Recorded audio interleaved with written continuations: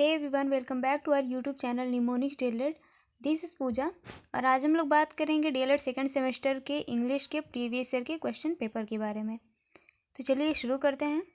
आपका जो इंग्लिश का प्रश्न पत्र आता है वो 25 नंबर का आता है और आपके लिए इसमें जो समय दिया गया रहता है वो 1 घंटे का समय होता है। और क्वेश्चन का पेपर का जो शुरुआत होता है वो ऑब्जेक्टिव टाइप क्वेश्चन से होता है। तो इसमें हमारा पहला क्वेश्चन है, which method is a Midway between translation come grammar method and direct method.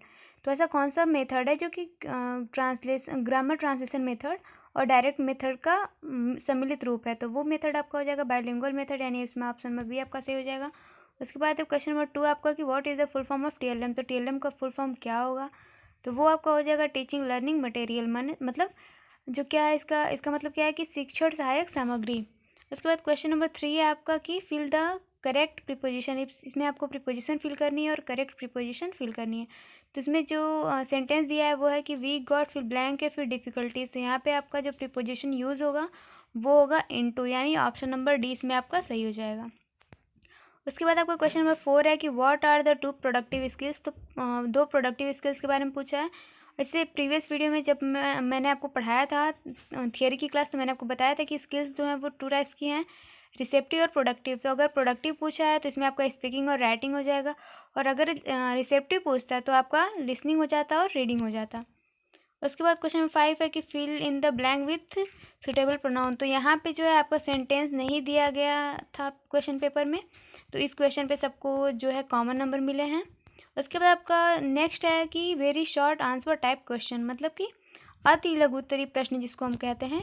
उसमें आपका क्वेश्चन नंबर 6 है कि change the following into direct speech. तो इसमें आपका जो सेंटेंस दिया गया है उसको आपको जो है ये इनडायरेक्ट में है और इसको आपको डायरेक्ट स्पीच में चेंज करना है। तो यहाँ पे आपका हो जाएगा कि Ashok said to Raman I can speak English. मतलब कि ऊपर का सेंटेंस है आपका कि Ashok told Raman that he could speak English. इसको आपको किस में चेंज करना है, डायरेक्ट में, क्योंकि पहले से इनडायरेक्ट में दिया हुआ है। तो इसका आपका हो जाएगा कि Ashok said to Raman I can speak English.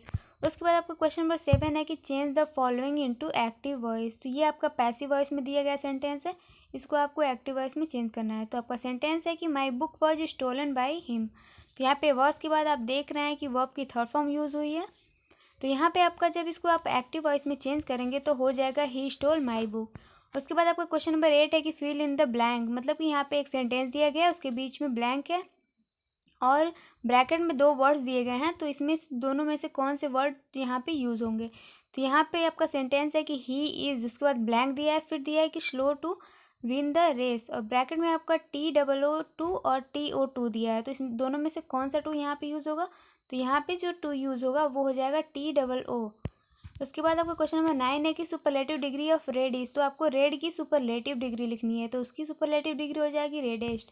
उसके बाद आपका क्वेश्चन नंबर 10 है कि change the following into negative sentence. तो यहाँ पे आपका जो सेंटेंस दिया है उसको आपको निगेटिव में चेंज करना है, मतलब कि नकारात्मक वाक्य में चेंज करना है। तो ये दिया हुआ सेंटेंस आपको कि I was speaking to somebody. तो बहुत से लोग यहाँ पे लिख देंगे कि I was not speaking to somebody, पर यहाँ पे आपका जो सही आंसर होगा वो होगा कि I was speaking to nobody. उसके बाद आपका क्वेश्चन नंबर 11 है कि change the following into positive degree. मतलब यहाँ पे जो सेंटेंस दिया गया है उसको आपको पॉजिटिव डिग्री में चेंज करना है। तो सेंटेंस है आपका कि Pawan is one of the most intelligent boy. उसका जो आंसर आपका हो जाएगा कि very few boys are as intelligent as Pawan, मतलब पॉजिटिव डिग्री में। उसके बाद आपका है short answer type question. Question number 12 है आपका कि define noun and its type with example. मतलब नाउन की डिफिनेशन देनी है आपको और नाउन के कितने टाइप्स होते हैं और उन टाइप्स के जो एग्जाम्पल हैं वो भी बताना है। तो नाउन का हो जाएगा कि a noun is the name of a person, place, animal और thing. It perform several function in English but naming is clearly the most. उसके बाद आपका हो जाएगा इसमें कि 5 टाइप्स होता है नाउन की, common noun, proper noun, collective noun, material noun और एब्स्ट्रैक्ट नाउन।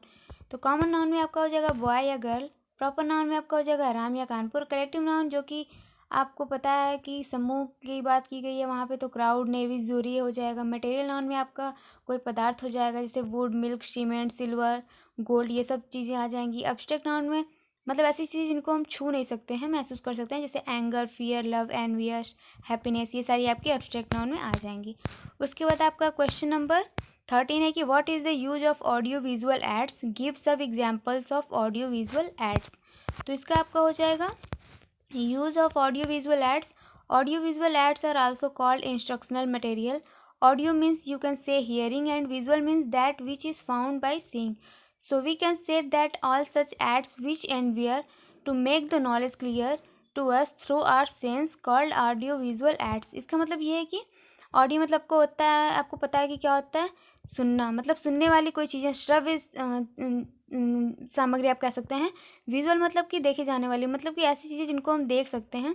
तो ऑडियो विजुअल का मतलब हो जाएगा कि श्रव्य दृश्य सामग्रियाँ, मतलब ऐसी चीज़ें जिनको हम देख करके और सुन करके नॉलेज प्राप्त करते हैं, ऐसी चीज़ें आपकी ऑडियो विजुअल एड्स में आ जाएंगी। और इसमें एग्जांपल आपका हो जाएगा कि यहाँ पे ब्लैक बोर्ड दिया गया है। ब्लैक बोर्ड आपका सिर्फ विजुअल एड्स है, ये ऑडियो विजुअल एड्स नहीं है। ब्लैक बोर्ड आपका विजुअल एड्स है। फिर और विजुअल एड्स की बात करें तो चार्ट हो जाएगा, ग्राफिक हो जाएगा। और सिर्फ ऑडियो एड्स की बात करें तो टेप रिकॉर्डर हो जाएगा, क्या बोलते हैं, रेडियो हो जाएगा। टेलीविज़न आपका जो है कि ऑडियो विजुअल एड्स है। कंप्यूटर आपका ऑडियो विजुअल एड्स है। प्रोजेक्टर आपका ऑडियो विजुअल एड्स है। ऑडियो विजुअल एड्स का ये मतलब है कि ऐसी चीज़ें हैं जिनको आप सुन करके और देख करके, मतलब कि सुन के और देख के दोनों चीज़ों की बात की गई है। तो दोनों चीज़ों के अकॉर्डिंग आप सीखते हैं, सुन करके भी और देख करके भी साथ में, तो वहाँ पे आपको ऑडियो विजुअल एड्स होगा। उसके बाद आपका क्वेश्चन नंबर 14 है कि write the general aim of poetry. Poetry के जनरल एम आपको लिखना है।